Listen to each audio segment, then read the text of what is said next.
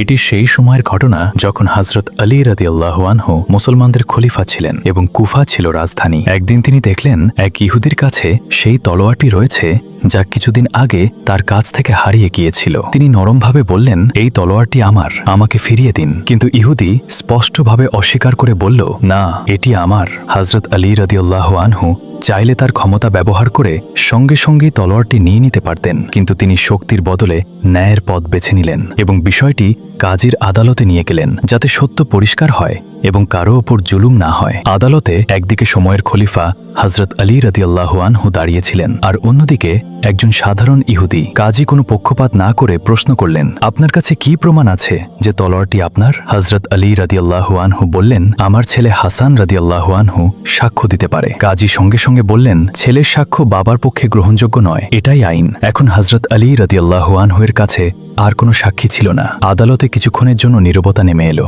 মানুষের দৃষ্টি কখনো খলিফার দিকে, কখনো কাজীর দিকে, যেন সবাই রায়ের অপেক্ষায়। তারপর কাজী রায় শুনিয়ে দিলেন, সাক্ষী না থাকার কারণে এই মামলা ইহুদির পক্ষে যাবে, তলোয়ারটি তারই বলে গণ্য হবে। এই রায় শুনে না কোনো প্রতিবাদ হলো, না কোনো রাগ, না খিলাফতের ক্ষমতার প্রভাব দেখানো হলো। হযরত আলী রাদিয়াল্লাহু আনহু সম্পূর্ণ শান্তভাবে রায় মেনে নিলেন এবং আদালত থেকে ফিরে যেতে লাগলেন, যেন ন্যায় তার কাছে ব্যক্তিগত বিষয়ের চেয়েও বেশি গুরুত্বপূর্ণ। এই মুহূর্তটাই সেই ইহুদিকে ভেতর থেকে নাড়া দিল। সে বিস্মিত হয়ে গেল। পৃথিবীর সবচেয়ে বড় ইসলামী রাষ্ট্রের শাসক একজন সাধারণ মানুষের মতো আদালতে দাঁড়িয়ে রায় মেনে নিচ্ছেন।